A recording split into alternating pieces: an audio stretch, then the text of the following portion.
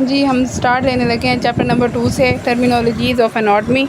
इसके बारे में मैं बता रही थी कि चैप्टर बहुत इंपॉर्टेंट है। इसका जो है हमारे पास डिफरेंस बहुत ज़्यादा आते हैं, एमसीक्यूज़ के लिए काफ़ी ज़्यादा आता है इसमें से।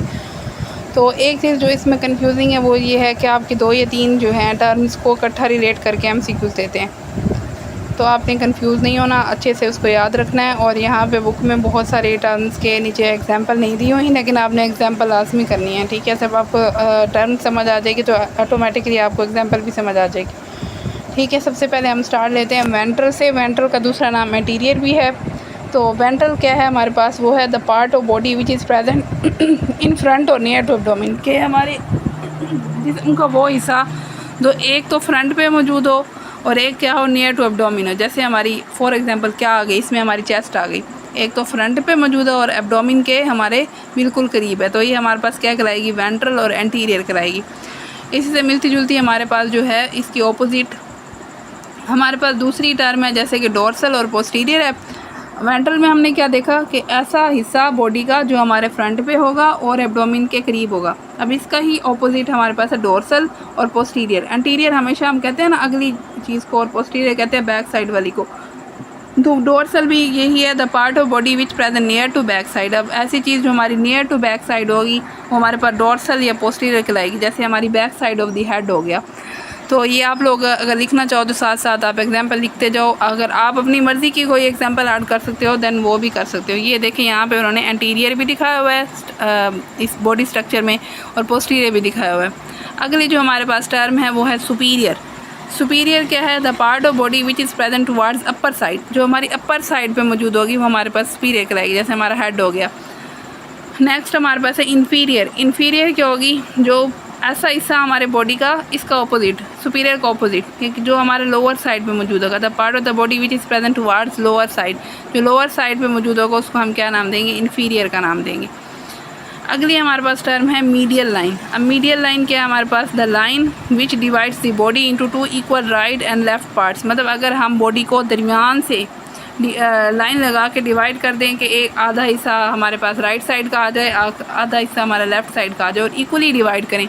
ये नहीं कि हम थोड़ा सा ऊपर नीचे, नहीं, हमने इक्वली जो डिवाइड करना है, तो इस लाइन को हम क्या नाम देंगे, मीडियल लाइन। लाइक दिस, ये आपके पास बिल्कुल इक्वली डिवाइड है, एक आपके पास राइट साइड है, एक आपके पास लेफ़्ट साइड है, तो ये आपके पास क्या कराएगा, मीडियल लाइन। नेक्स्ट हमारे पास है मीडियल। अब मीडियल क्या है, बॉडी का वो हिस्सा जो मीडियल लाइन के बिल्कुल करीब होगा वो क्या कहलाएगा, मीडियल कहलाएगा। The part of the body that are present near to the medial line is called medial.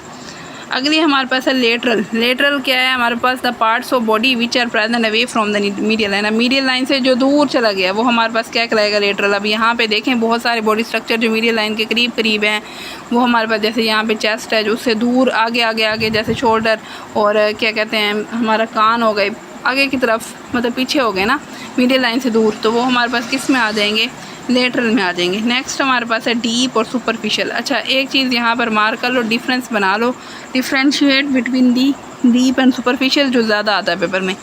तो डीप क्या हमारे पास, any part which is away from surface. अगर सतह से कोई चीज़ बहुत दूर होगी वो हमारे पास क्या कहलाएगी, डीप कहलाएगी। डीप को हम गहरा भी कहते हैं, सतह से दूर है।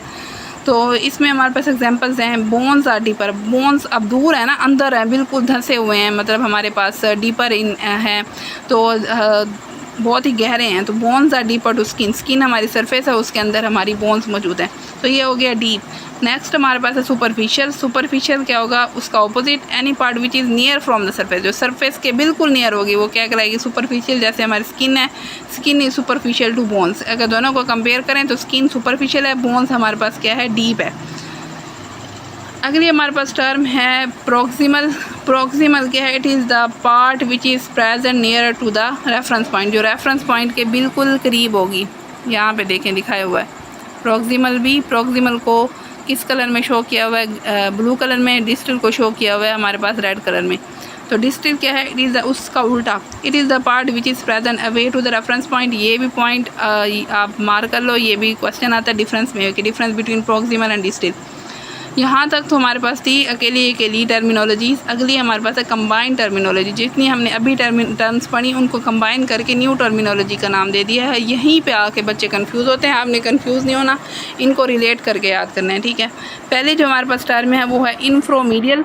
इन्फ्रोमीडियल, अब देखो इन्फ्रो मतलब हमारे पास इन्फीरियर और ऐसी चीज़ जो इन्फीरियर भी हो और क्या हो, मीडियल लाइन के करीब भी हो, तो हमारे पास क्या कहलाएगी, ये इन्फ्रोमीडियल कहलाएगी। It is the part of the body that present near to the medial line and towards the lower side. आगे है ipsilateral.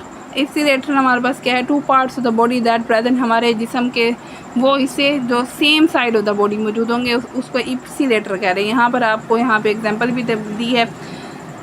It could be said that the left arm and the left leg, जो दोनों same side पे मौजूद है, ipsilateral to one another with respect to the mid sagittal plane.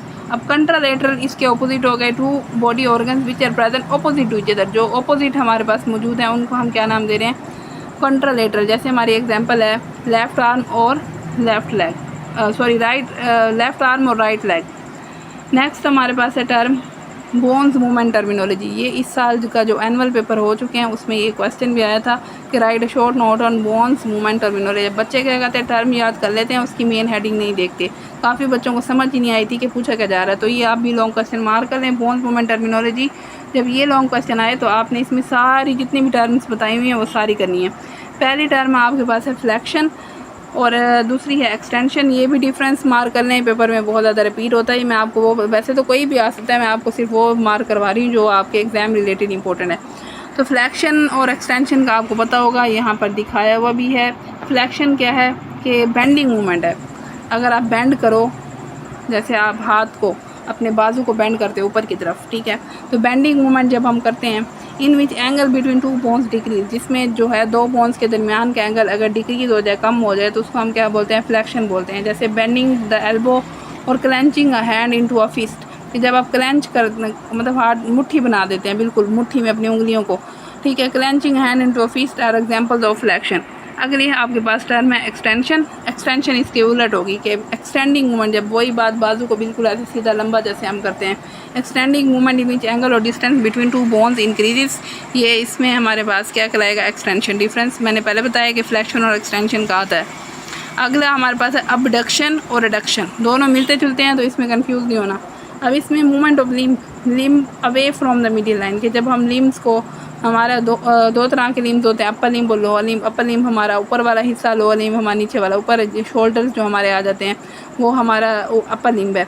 Movement of limb hand, limb में हमारा ऊपर वाला हिस्सा, शोल्डर, हमारे आर्म्स ये आते हैं, ठीक है। तो movement of limb away from the medial line, जब हम मीडियल लाइन से अवे की तरफ मूवमेंट करते हैं, यहाँ पे देखें आपको नज़र आ रहा होगा इसी में ही, ये अवे जा रहा है ऊपर वाला हाथ, ठीक है। तो ये क्या कहलाएगा, अबडक्शन। एडक्शन क्या होगा, movement of limb towards the middle line, जब आप बाजू को नीचे की तरफ लेके आएंगे, ठीक है। एक तो आप दूर लेके गए हैं बाजू को, वो आपके पास क्या कहलाएगा, अबडक्शन। जब आप नीचे की तरफ लेके आए हैं, बिल्कुल मिडिल लाइन के करीब आ गए हैं, तो movement of limb towards the middle line, तो क्या कहलाएगा, एडक्शन कहलाएगा।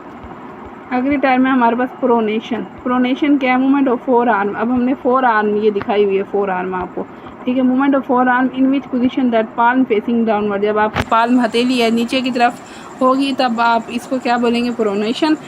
और अगर ऊपर की तरफ होगी तो आप इसको क्या बोलेंगे, supination. Movement of four arm in which position that palm facing upward, यहाँ पे देखो अपवर्ड भी दिखाई हुई, ऊपर वाली प्रोनेशन है जिसमें हमारे पास डाउनवर्ड दिखाई हुई है, सुपिनेशन में हमारे पास अपवर्ड दिखाई हुई है। अगली हमारे पास टर्म है इन्वर्जन और रिवर्जन्स। तो इन्वर्जन और रिवर्जन भी हमारे पास लॉन्ग क्वेश्चन में डिफरेंस के तौर पर आ चुका है। तो इन्वर्जन क्या है, मूवमेंट ऑफ सोल ऑफ फूट, के सोल हम जो है उसको, उसकी मूवमेंट हम करते हैं टुवर्ड्स द मिडिल लाइन। अगर मिडिल लाइन की तरफ सोल की मूवमेंट आ गई तो इन्वर्जन, अगर अवे आ गई तो रिवर्जन। नेक्स्ट है एलिवेशन और depression. Movement of bones towards the upper side, जैसे ये ऊपर की तरफ एलिवेट किया हुआ है, एलिवेशन ऑफ मैंडिबल बोन को इसने एलिवेट किया हुआ है फीमेल ने। डिप्रेशन में जो है नीचे की तरफ, ठीक है, टुवर्ड्स द अपर साइड जो आएगा वो elevation. Depression movement of bones towards the lower side is called depression.